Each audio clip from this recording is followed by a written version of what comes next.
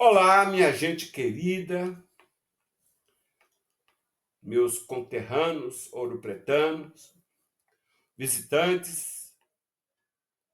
Aqui estou mais uma vez, muito feliz. Hoje eu estive fazendo um trabalho de campo. Encontrei lá no centro histórico muitos visitantes.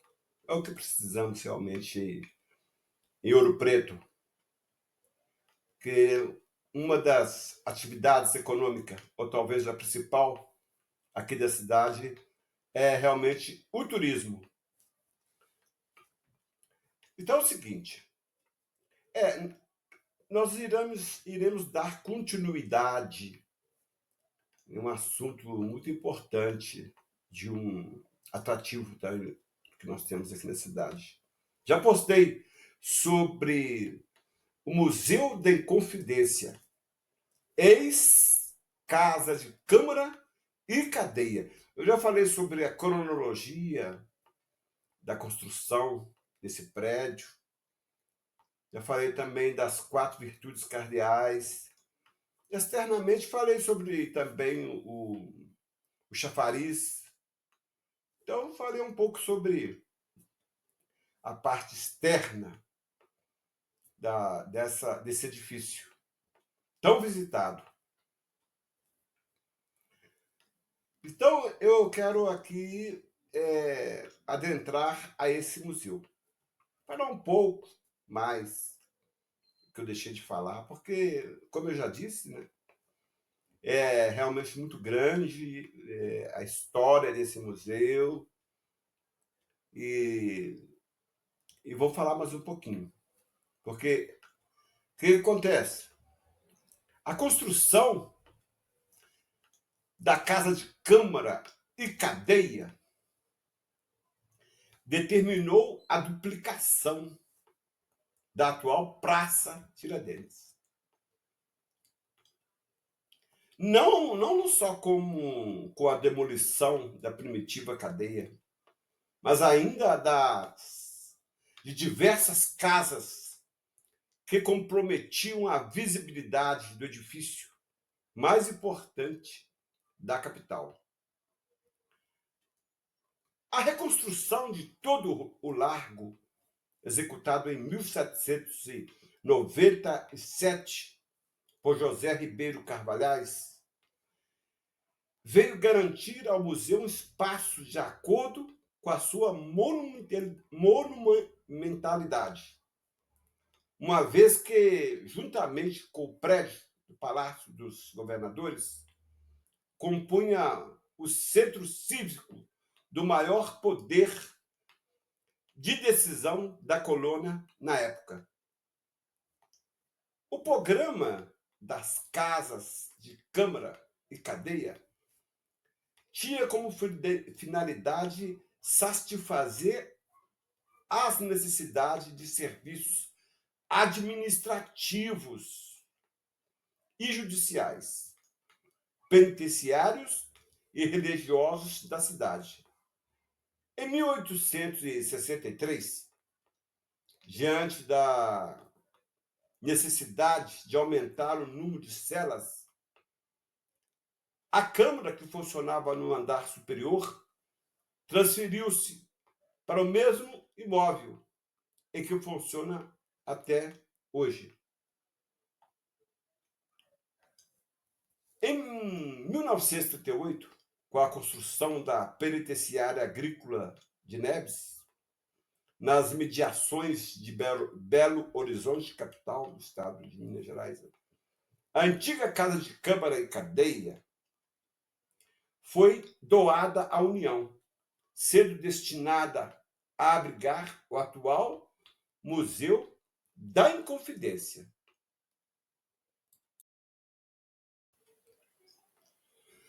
Para substituir a antiga cadeia de pau a pique,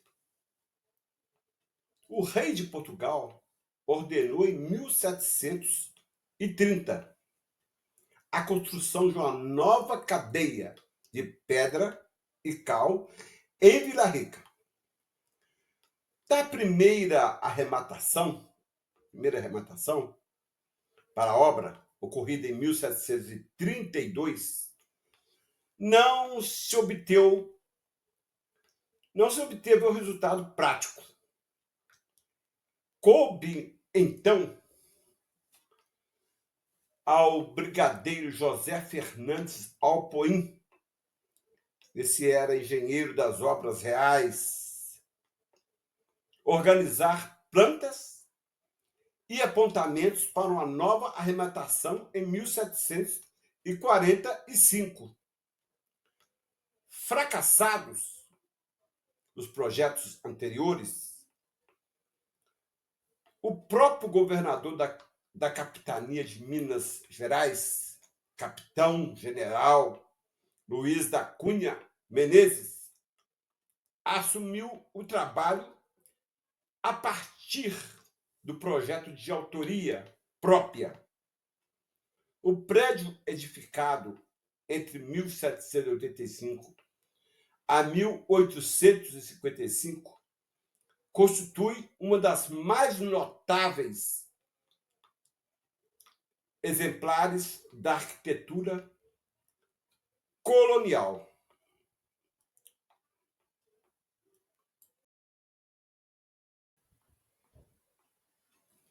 Para concretizar o audacioso projeto, foi criada uma loteria mediante licença régia e estabelecida uma fábrica de cal nas imediações da cidade, enquanto mão de obra de prisioneiros, vadios e escravos fugidos, submetidos a trabalhos forçados, foram utilizadas.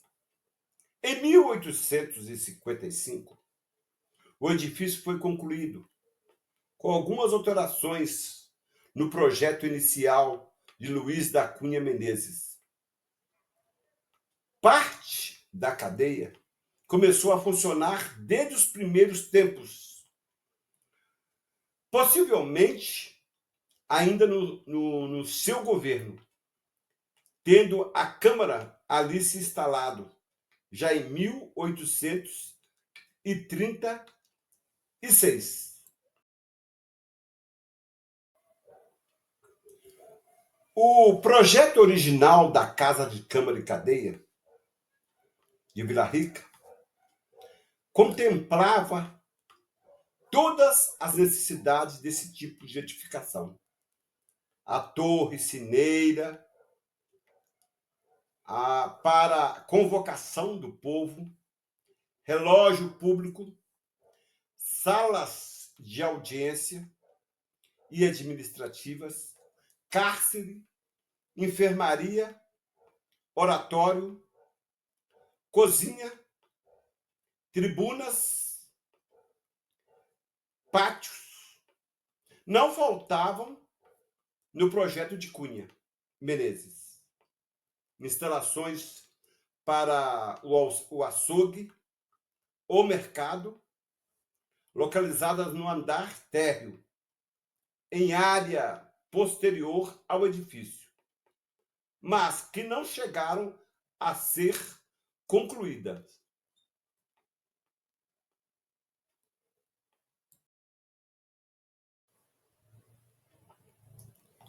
Esse prédio é composto de 2 pavimentos, ou 2 andares, 2 pisos, formado por mais de 4.000 peças.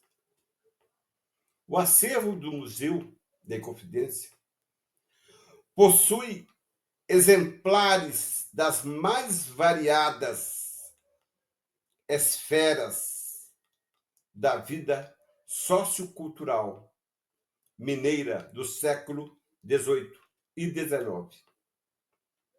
O primeiro piso apresenta a infraestrutura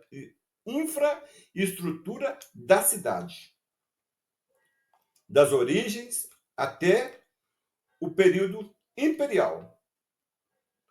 objetos de construção civil, meio de transporte, mineração, aspecto da vida social e do movimento político da Inconfidência.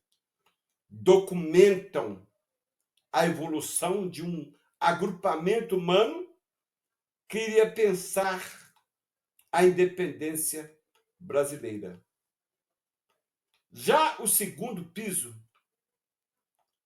revela a superestrutura da criação artística, colocando em evidência a importância da igreja. A primeira etapa do projeto de modernização da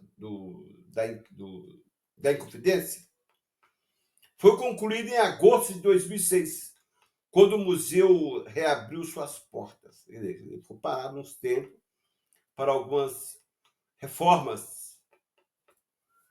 A museografia a cargo do especialista Pierre Catel assumiu proporções de nível internacional.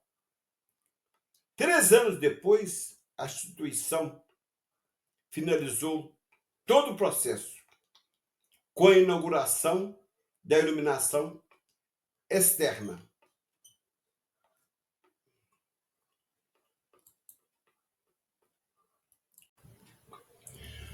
As 16 salas que compõem o circuito expográfico do museu foram intituladas em ordem de visitação, sequencial. Primeiro piso, das origens, construção civil, transporte, mineração, Inconfidência, o Panteão, Império e a vida social. No segundo piso está lá a arte e religião, triunfo eucarístico, associações leigas, oratório, aleijadinho, sala do imobiliário 1 e 2, sala de Ataíde, pintura e escultura. A primeira sala é a das origens, onde inicia a exposição. E, logicamente, onde inicia a nossa visitação. Sala das origens.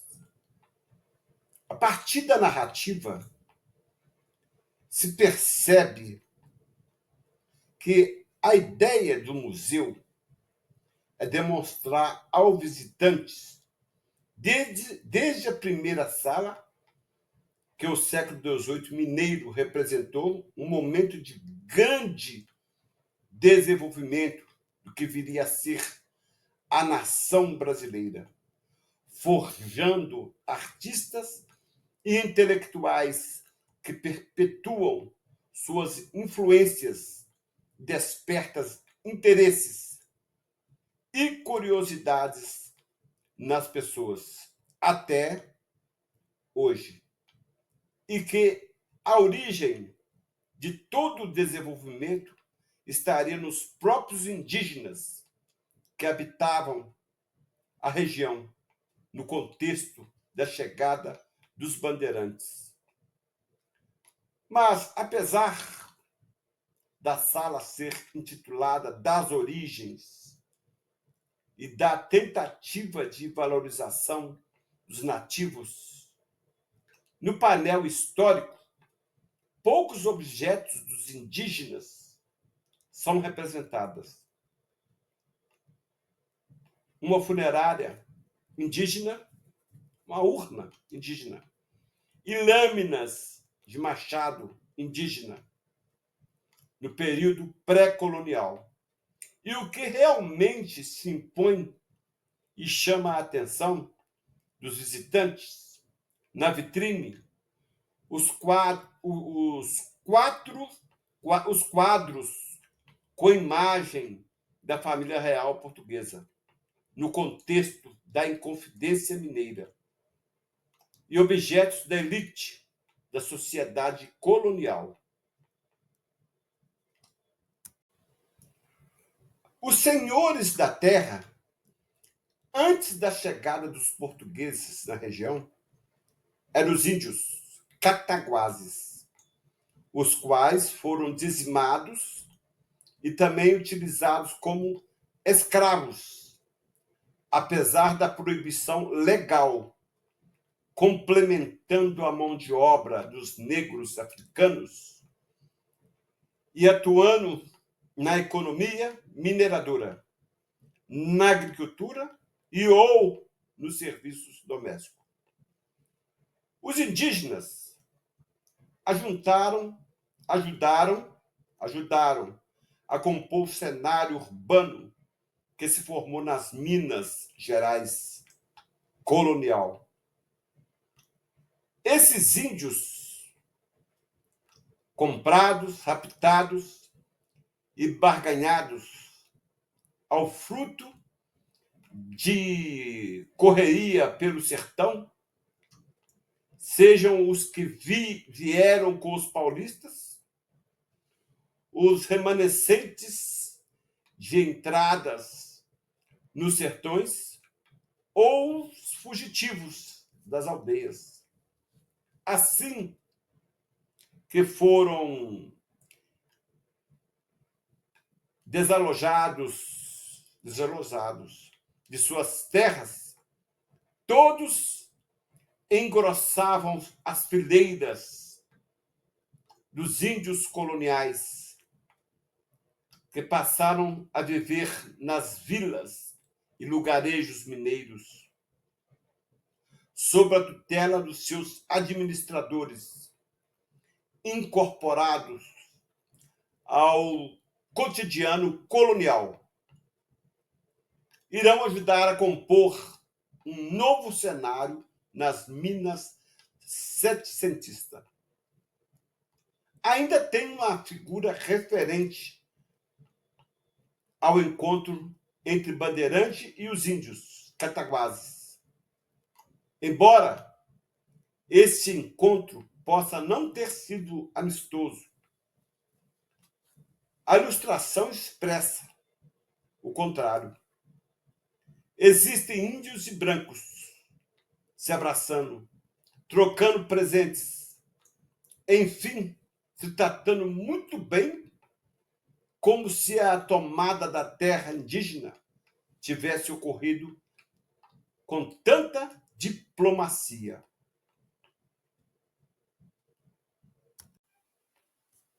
Ao lado dos objetos indígenas, encontra-se armas e uma espada, os quais podem remeter ao extermínio, que foi também uma consequência da expansão bandeirantista. Soma-se uma urna de eleição do Senado, da Câmara de Vila Rica e as varas dos juízes. O retábulo de madeira no local mais alto da vitrine complementa um discurso tradicional de que acima de toda a sociedade estava a Igreja. A obra intitulada Santíssima Trindade, feita por Francisco Xavier de Brito, lembrando a força da Igreja, que foi a grande parceria da monarquia portuguesa. 4 quadros estão na vitrine, sendo Dona Mariana Vitória, Rainha de Portugal, Dom Pedro III, Rei de Portugal, Dona Maria I, rainha de Portugal, e Dom José I, príncipe do Brasil. Todas essas obras de João Lopes Maciel e descritos em ordem da esquerda para a direita, dos personagens da família real portuguesa, destaca-se Dona Maria I, 1774 a 1840. Era a filha mais velha do rei Dom José I e a sua esposa, a infanta Mariana Vitória da Espanha.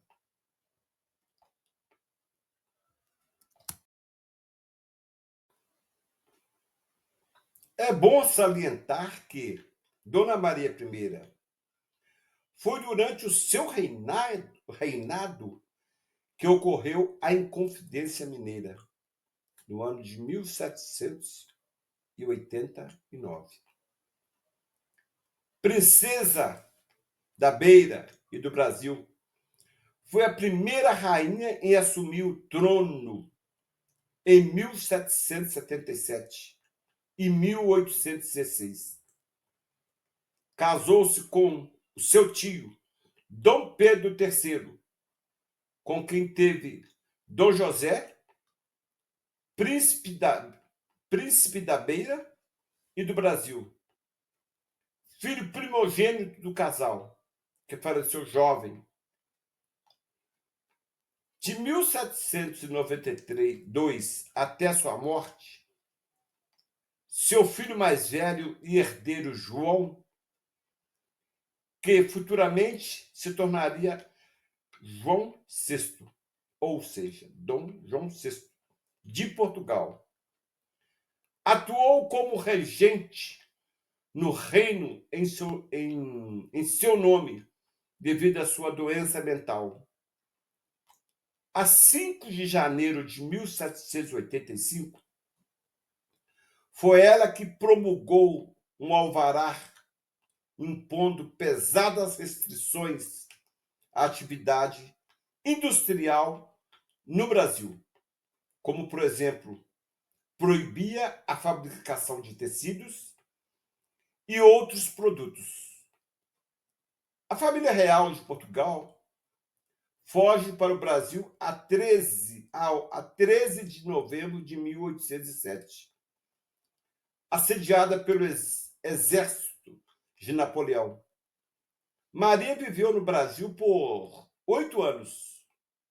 Ela faleceu no convento do Carmo, na cidade do Rio de Janeiro, em 1816, aos 81 anos de idade. Em 1821, após o retorno da família real para Portugal, seus restos mortais foram trasladados para Lisboa e sepultados em um mausoléu na Basílica da Estrela, igreja que ela mesma mandou erguer. Aí está, a Sala das Origens. Agora vamos ficar por aqui, porque até agora só mencionei sobre a Sala das Origens. E depois nós iremos postar sobre a Sala da Construção Civil.